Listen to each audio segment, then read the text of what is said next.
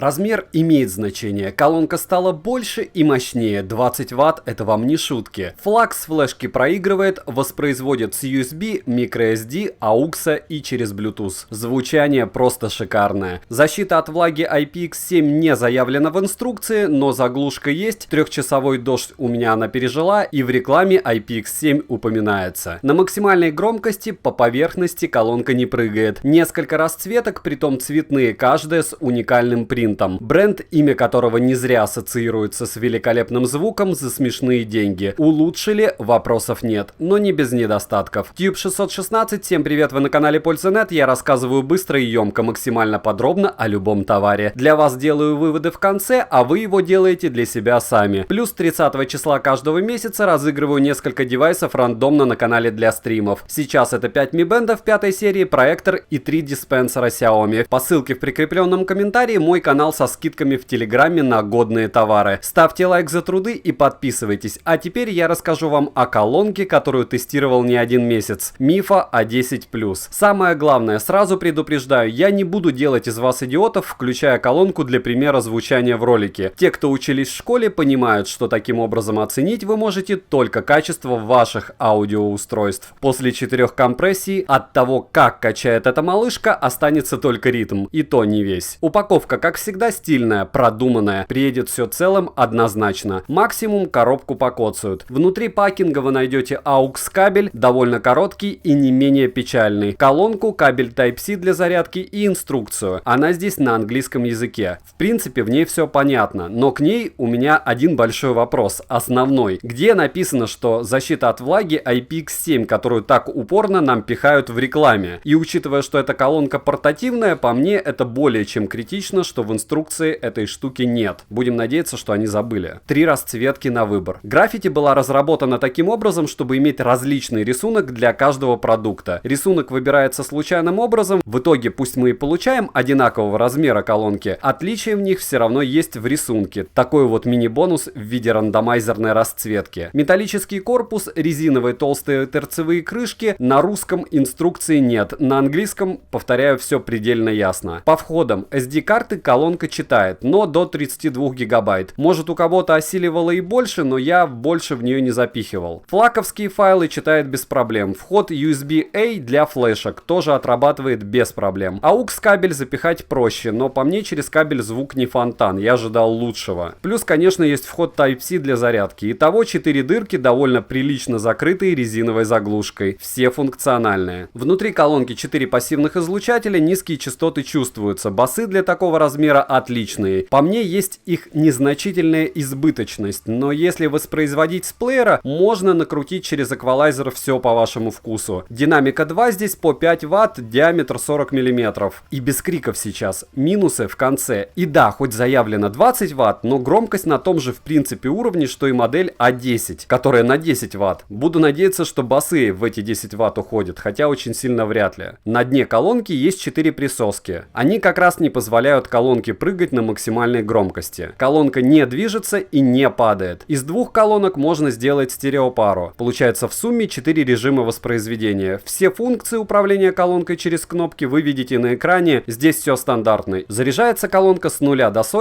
за 3 часа вместо обещанного часа. Но это скорее всего косяк тех, кто писал инструкцию, чем намеренный обман. USB во включенном состоянии колонки может использоваться как Powerbank, хотя это еще то извращение. Колонка, как вы уже поняли, может играть музыку как с флешки, так и через Bluetooth. И, конечно же, через AUX кабель тоже. Есть функция автоматического отключения через 10 минут бездействия. При активации по Bluetooth автоматически подключается к последнему сопряженному устройству. Функции мультиподключения здесь нет. Размеры и вес вы видите на экране. Bluetooth версии 5.0 к телефону подключается молниеносно, как и сопрягается с ним. Через одну стенку при проигрывании с использованием Bluetooth ловит, но не особо далеко. Относительно обычной десятки выше защита от влаги, бас более мощный, разъемов больше и лучше сборка. Мой обзор на Мифа A10, кстати, вы можете посмотреть по ссылке в правом верхнем углу экрана. Она мне тоже понравилась и стоит немного дешевле. На открытой местности по мне звучит эта колонка довольно хиленько. Большую компашку не раскачает, но в помещениях долбит знатно. Покупаешь 2, соединяешь, и у тебя супер-пупер штуковина, чистый звук, слышны все инструменты, и вот такая вот стереопара у тебя дома качает. Аккумулятор на 2200 мАч,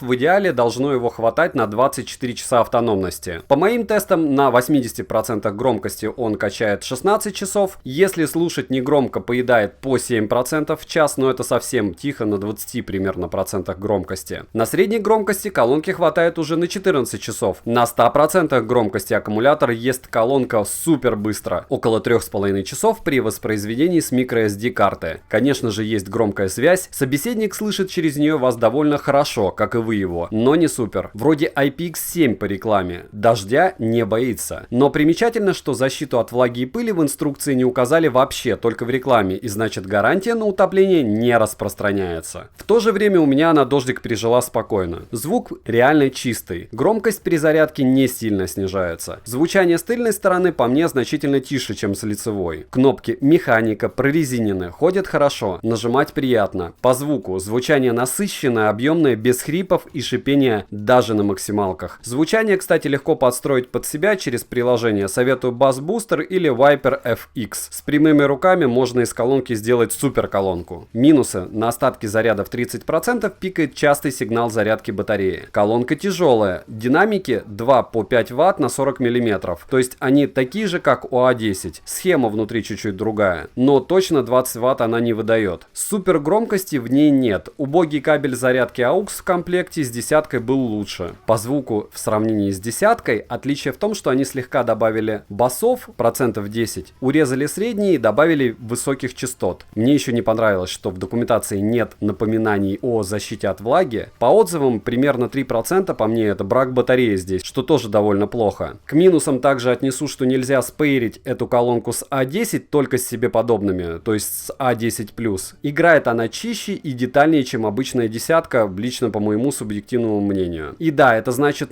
очень достойная она для своей цены. Печаль, что пока не продают для нее чехлов. Цена по ссылке в описании к видео с бесплатной доставкой из России $33. С двух колонок сразу скидывают $6. На распродажах реально купить в районе 26. Резюмирую, советую однозначно, нужна портативная колонка, берите, не пожалеете. Под себя настроить эту штуку проще простого. Ставьте лайк за труды и подписывайтесь, участвуйте в конкурсах, добавляйте мой канал со скидками по ссылке в прикрепленном комменте, пишите, что еще купить для обзора, девайс сюда или нет, Пользанет даст ответ. Добра и удачи вам, дорогие друзья.